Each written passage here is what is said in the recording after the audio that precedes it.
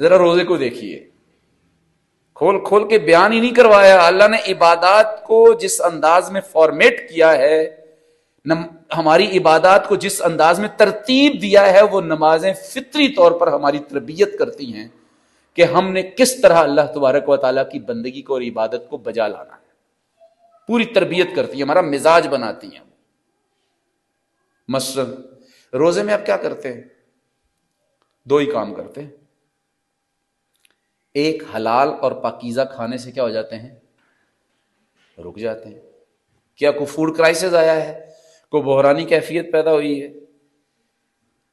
کوئی food crisis آ گیا ہے کہ اللہ تعالیٰ کہتا ہے اچھا تم میرے ماننے والے ہو نا، جیسے باپ اپنے لاڈلے بیٹے کو اور فرما بردار بیٹے کو کہتا اچھا پتر تیرا دوجا بھرا تو نہیں مندا، تو چونکہ بڑا منن والا ہے تو بڑا فرم تو ہی مان جا. تو اللہ بھی کیا ہی امت مسلمہ کو کہہ رہا ہے کہ دیکھو سال بھر میں ایک دفعہ فوڈ کرائسس آئے گا، ایک دفعہ جو ہے وہ بحران پیدا ہوگا، گندم کم ہو جائے گی، چاول کم ہو جائیں گے، پانی کم ہو جائے گا. چونکہ تم میرے ایمان لائے ہوئے ہو تو میری چونکہ دھرتی کے اوپر اور میری زمین کے اوپر یہ ایک بحران پیدا ہونا ہے، تو بس آپ نے آگے بڑھ کے کیا کرنا ہے؟ روزہ رکھ لینا ہے، تاکہ کیا ہو، قوم کی اور امت کی اور انسانوں کی ضرورت. کہ ایسا مسئلہ ہے اس خود سورہ ملک میں کہتا ہے. ذرا نظر دوڑاؤ پوری کائنات کے اوپر تم، حل تری من فطور، کیا تمہیں میری کائنات کے اوپر کسی بھی جگہ کے اوپر کسی قسم کی کوئی ڈسٹربنس، کوئی ڈس آرڈر، کوئی اضطراب نظر آتا ہے؟ کہتا ہے ثم مرجع البصر، پھر دوبارہ اپنی نظر دوڑاؤ، تمہیں کہیں پر کسی قسم کا کوئی فطور اور کوئی بحران نظر نہیں آئے گا.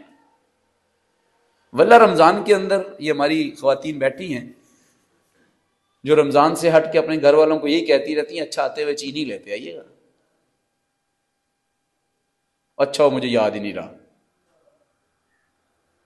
کئیوں کو واقعتاً بھول جاتا ہے اور کئیوں کی جیب کیا نہیں دے رہی ہوتی؟ اجازت نہیں دے رہی ہوتی. یہ ہر گھر کی داستان ہے.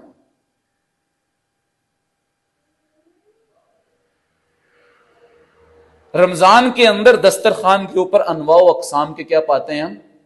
ریڑیاں لدی ہوئی ہوتی ہیں پھلوں سے. اتنا پھل نہیں بکتا جتنا رمضان کے اندر پھل بکتا ہے. کھجور پورے سال نہیں کھاتے ہم، پورے سال نہیں کھاتے. ایمان سے بتائیے ہم پورے سال کھجور کھاتے ہیں؟ بہت کم لوگ ہیں جو کھاتے ہوں گے. لیکن رمضان کے اندر ہر ایک دسترخوان، غریب ہے، خانچہ فروش ہے، ریڑی بان ہے، پلے دار ہے، مزدور ہے، مستری ہے، موچی ہے، جس کو روٹی بھی میسر نہیں آتی، وہ اس کو بھی اللہ تبارک و تعالیٰ کہہ دیتا ہے رمضان کے اندر پھل، فروٹ، مشروبات، انواع اقسام کے مشروبات ہوتے ہیں. کوئی فوڈ کرائسس نہیں، کوئی بحران نہیں ہے. تو پھر کیوں روکا ہے؟ حلال کھانے سے روک دیا. حلال کھانے سے، گندم حلال، کھجور حلال، گڑ اور شکر حلال، سب کچھ حلال ہے. کیوں روک دیا ہے رمضان میں؟ اور پھر پوری امت کو روکا ہے. ایک ہی دفعہ اجتماعی ماحول بنایا ہے. اس وقت آپ کو سری لنکا میں بھی روزہ ملے گا، اور اس وقت آپ کو امریکہ کی ریاست میں 10-15 گھر جو مسلمان بستے ہیں وہاں پر بھی کیا ملیں گے؟ آپ کو روزے دار ملیں گے. کیوں روکا ہے حلال کھانے سے؟ اس لیے کہ میرے کہنے کے اوپر تم کیا کر دیتے ہو؟ حلال چھوڑ دیتے ہو. حلال چھوڑ دیتے ہو. تو مجھ خدا کے کہنے کے اوپر تم حلال گندم چھوڑ دیتے ہو، اپنی ضرورت کے باوجود چھوڑ دیتے ہو. تم کوئی عیاشی والی چیز نہیں چھوڑی تم نے، اپنی بہت نیسیسٹی اور بنیادی ضرورت چھوڑ دی ہے تم نے.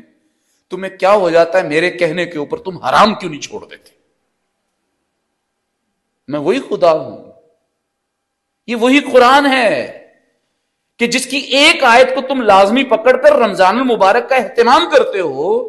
یہ وہی قرآن مجید تمہیں باقی تمام دائروں کے اندر حرام چیزوں سے روکتا رہتا ہے. لیکن تمہیں کیا ہو جاتا ہے؟ تمہاری تو تربیت اس لیے کی گئی ہے کہ کل کلا اگر میرے حکم پر چلتے ہوئے تمہیں حلال کی بھی قربانی دینی پڑ جائے اور تمہیں بھوکا اور پیاسا رہنا پڑ جائے تو تم میری امت ہو، تم میرے ماننے والے ہو. تمہاری تربیت اس طور پہ کی جا رہی ہے، تمہاری اٹھان اس طور پہ کی جا رہی ہے کہ کل کلا میرے حکم کو مانتے ہوئے، اسے نافذ کرتے ہوئے اس کا غلغلہ اور اس کا روب اور دبدبہ پوری دنیا پر بٹھاتے ہوئے اگر تمہیں خریدا جائے تو تم ناقابل فروخت قرار پاؤ، تمہیں لالچ دیا جائے تو تم باوقار قرار پاؤ، تم بکو نہیں، تم بے ضمیر نہ ہو جانا۔ تمہیں کوئی قوم کسی قسم کی دھونس اور دھاندلی اور لالچ کا شکار کرنا چاہے اور تمہاری خودی اور خود مختاری کے اوپر کوئی کوشچن مارک کھڑا کرنا چاہے تو تم کیا کرو گے؟ اس وقت پورے وقار اور ڈگنیٹی کے ساتھ کھڑے رہو گے۔